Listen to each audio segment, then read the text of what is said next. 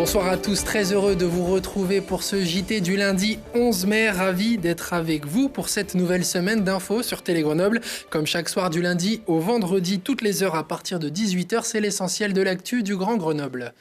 Jour 1 du déconfinement et une image pour illustrer ce basculement petit à petit vers la vie avec le virus. Le trafic autoroutier sur deux axes aux abords de Grenoble, le péage de Verret d'abord, puis la 480 aux lisières de la ville. Pour l'heure, la différence avec le trafic d'il y a une semaine seulement est assez mince et peu perceptible. Mais comment vont se dérouler les prochaines semaines? Comment gérer les flux de personnes alors que depuis ce lundi, les attestations dérogatoires ne sont plus obligatoires sous la barre des 100 km? Beaucoup de questions se posent sur la tenue de ce déconfinement dans notre département pourtant en vert. Élément de réponse avec le préfet de l'Isère, Lionel Beffre. Le plan de confinement, effectivement, il faut l'adapter à la situation de l'Isère. On l'a déjà largement adapté en travaillant avec, d'une part, les entreprises de transport, c'est-à-dire SMAG, et puis le conseil départemental. On a bien vu que l'offre serait très large par rapport à la demande. Ce plan de déconfinement, il faut aussi le traiter en termes de masques. C'est pour ça que nous avons reçu une dotation spécifique pour les personnes vulnérables qui sera transmise dès demain aux communautés de communes et dans la journée de demain ou de mercredi aux communes pour doter ces personnes vulnérables. Nous n'avons pas observé d'afflux, ni dans les transports en commun, ni sur les routes ou dans les rues. Parce que, précisément, ce retour à la normale se fait de manière progressive, que tout le monde n'a pas repris l'activité. Et d'ailleurs, ça rejoint ce que nous avions souhaité, c'est-à-dire que le télétravail soit maintenu tant dans le secteur public que dans le secteur privé.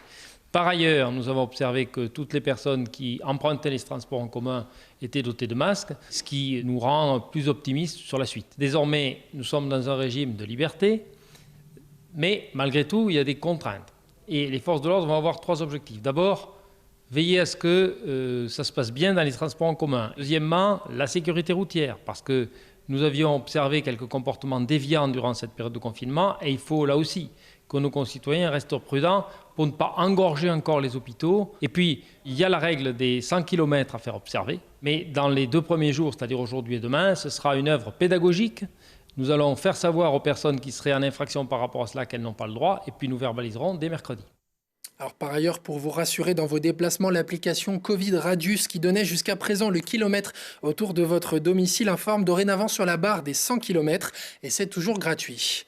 Jeudi 7 mai, un drame a eu lieu dans le quartier de la Villeneuve à Grenoble. Une équipe de police accompagnée d'un représentant d'un bailleur social s'est présentée devant un logement situé avenue de Constantine dans l'idée de déloger 2 squatteurs. En tentant de fuir par les balcons, l'un des 2 individus âgés de 36 ans a fait une chute mortelle du 13e étage du bâtiment. Le deuxième, de 21 ans, a été interpellé, blessé sur un balcon voisin.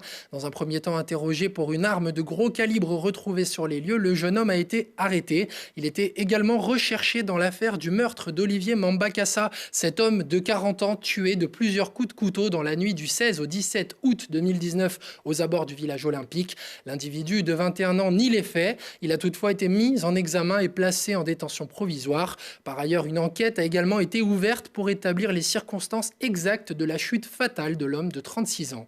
Selon une information de Mediapart, un ancien collaborateur d'Olivier Véran, Toufik Derbal, a tenté mi-mars de positionner auprès du ministre une offre pour des masques FFP2 afin de toucher une commission en tant qu'apporteur d'affaires. Se disant en lien avec le ministre, il espérait toucher un pourcentage sur chacun des masques proposés par une société française d'import-export avec la Chine. Un contrat a d'ailleurs été signé entre les 2 parties pour au moins 1 million de masques, mais la commande ne sera finalement jamais finalisée. L'ancien collaborateur d'Olivier Véran, dans sa fonction de député, était depuis le 1er avril devenu assistant parlementaire aux côtés d'Émilie Chalas. La députée de l'Isère, qui déclare avoir été informée de l'affaire par une journaliste de Mediapart le 7 mai, aurait alors demandé à l'intéressé si les faits étaient vrais, ce qu'il a fait, toujours d'après la députée, avant de lui rendre sa démission vendredi dernier. De son côté, le ministre de la Santé, Olivier Véran, n'a pas souhaité faire de commentaires. Au rayon masque, toujours la métropole de Grenoble a réceptionné une première partie de sa commande ce lundi matin. Collectivité locale chargée d'approvisionner ses citoyens en masques, la métropole a tenté, en faisant appel à l'échelle du territoire, de répondre à une demande croissante. Un reportage de Lilian Veillet. Les voilà, les 30 000 premiers masques commandés par la métropole sont terminés et vont être livrés dès le premier jour du déconfinement. Mais c'est déjà un peu tard à l'heure où tous les Grenoblois sont censés emporter dans les transports. Finalement, nous savons qu'en France, il y a un problème d'approvisionnement et aussi de production. Beaucoup de collectivités ont dû se débrouiller seules, vu finalement l'absence de stratégie de l'État sur ce sujet des masques grand public. Donc nous avons essayé de trouver les industriels locaux qui pouvaient tout simplement les produire. Si l'État prend à sa charge la moitié des 462 000 € déboursés, la métropole a dû trouver une entreprise qui accepte d'investir pour produire des milliers de masques en quelques jours. Et c'est Airstar qui a accepté de relever le défi. On a dû investir dans de nombreuses machines de couture qu'on n'avait pas, recruter plus de 20 intérimaires. Et du coup, on a une montée en cadence qui s'opère au cours du mois de mai pour arriver fin mai à un objectif de 60 000 masques produits par semaine. Spécialisée dans la confection de ballons éclairants, l'entreprise située à Champré-Frauges est une spécialiste de la couture. On produit des masques de catégorie 2, lavables 10 fois, donc des masques à usage non sanitaire, AFNOR, dont les matériaux ont été testés par la DGA. Chaque masque est fabriqué à la main, on coud les bords, puis on ajoute l'élastique.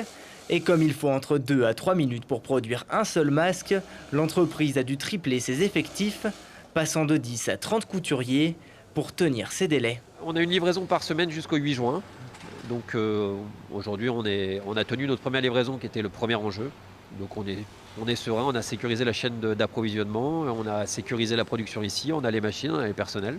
Donc aujourd'hui, à moins d'un énorme couac, on devrait livrer en temps et en heure ce qu'on a promis à la métro. Airstar espère bien continuer la production de masques après cette commande. Et les élus de la métropole, quant à eux, réfléchissent à des approvisionnements en masques plus réguliers pour ne pas être dépassés si les cas de Covid-19 réaugmentent.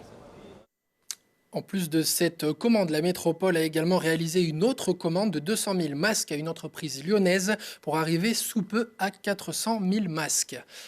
On imaginait les coiffeurs ou certains magasins de prêt-à-porter pris d'assaut et pourtant il faut ajouter un corps de métier tout autre à cette liste, les tatoueurs. En ce début de déconfinement, certaines idées ne tenaient plus dans les têtes et avaient besoin d'être ancrées sur la peau. Notre équipe a tenté de contacter beaucoup d'entre eux, sursollicités ce lundi matin, voire même complet jusqu'à la fin de semaine. Lina Badreddine a tout de même réussi à avoir un rendez-vous. Tatoueur depuis 40 ans, Joël a appuyé sur pause pendant pratiquement 2 mois, le temps du confinement. Mais il reprend désormais son aiguille et sa passion par la même occasion. Content de rouvrir ? Ouais, alors moi j'avais envie. Moi ça me manquait de tatouer, de piquer quoi. Tant qu'il y aura le virus, vraiment ça va être... on va encore plus s'axer sur le prendre le temps et la qualité. Tout c'est la résilience, on essaye de tourner les choses d'une autre manière. 1 ou 2 clients par jour, c'est le choix qu'a fait Joël pour reprendre tranquillement le travail et il est complet jusqu'à la fin de la semaine. Aujourd'hui, c'est Kevin, son premier rendez-vous post-confinement. C'est un peu original, c'était votre première envie, le 11 mai, vous faire tatouer. Ah, au jour J, oui, c'était ça. C'était besoin de la piqûre, besoin d'avoir un peu d'encre dans la peau et voilà. C'est une envie, une addiction, une envie de voir aussi son tatoueur, puisque ça fait 5 semaines qu'on ne se voit pas. Du coup, voilà, c'est les liens sociaux se remettent en marche. Pour cette reprise, presque rien ne change, si ce n'est la mise à disposition de gel hydroalcoolique et l'autorisation pour le client d'être accompagné par une seule personne maximum. Toutes les procédures d'hygiène, on les avait avant le virus, puisque de toute façon, on a des protocoles d'hygiène qu'on respecte. C'est la seule formation qu'on a dans le monde du tatouage, c'est une formation en hygiène. Donc après, à partir de là, tout le matériel est stérile, tout est protégé. Et en fait, l'avantage pour un petit studio comme moi, par exemple, c'est que je travaille tout seul. Donc il n'y a pas trop de problèmes de distanciation. Cependant, Joël a eu des difficultés pour se fournir en masque et il aimerait avoir des blouses pour être protégé au mieux du coronavirus dans les prochaines semaines.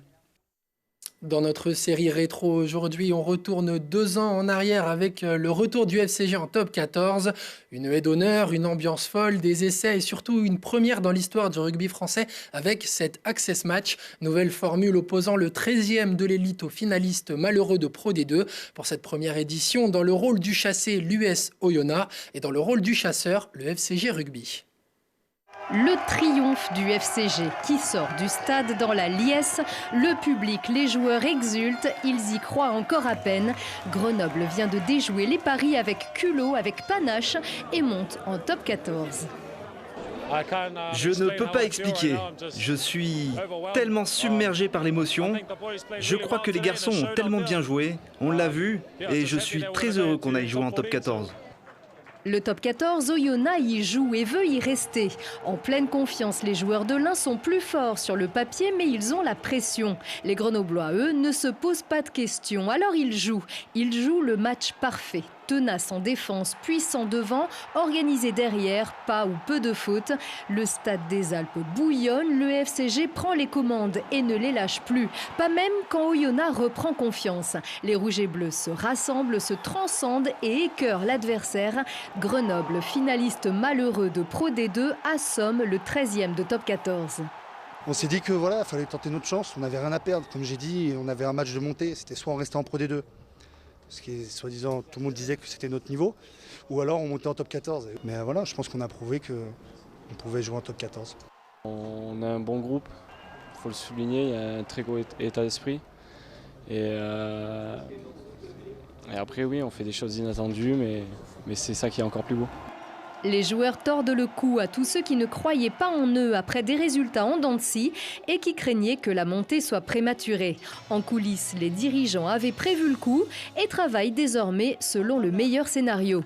La difficulté ne va pas être budgétaire, la difficulté va être de trouver des joueurs disponibles en cette période de l'année. C'est ce qui est compliqué avec ce règlement, c'est que beaucoup de bons joueurs se sont engagés ailleurs. Mais notre premier recrutement, c'est déjà nos jeunes qui ont accumulé une expérience formidable et qui seront forcément beaucoup plus forts l'an prochain. Et si les négociations vont bon train, l'équipe prend le wagon des vacances, laissant son public aux anges. C'est une remontée fabuleuse et je pense que y a juste à voir tout ce monde-là et on est derrière eux. Ah, c'était formidable.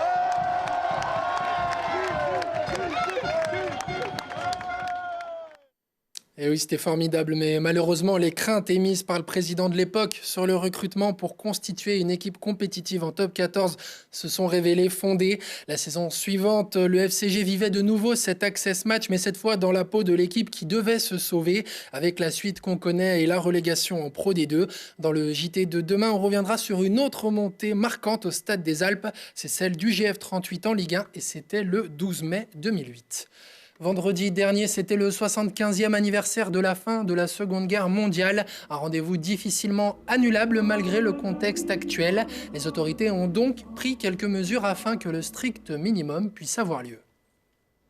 On avait un programme dans le cadre du 75e anniversaire, mais avec la crise sanitaire, nous avons adapté la cérémonie en mettant en œuvre le geste barrière et la distanciation physique, comme on a pu le constater ce matin. On est le 75e anniversaire de la victoire de 1945.